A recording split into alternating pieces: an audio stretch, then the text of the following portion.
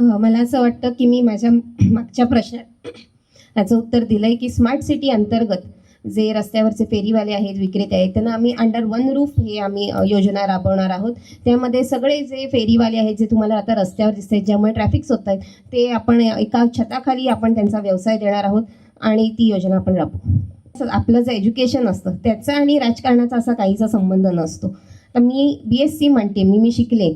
काही जण जी असतात, जी कमी शिकलेली असतात, त्यांनीही राजकारणात यावं. असं एज्युकेशनचं हे राजकारणात कुठेही नाही आहे की एवढा शिकलेला माणूसच राजकारणात यायला पाहिजे.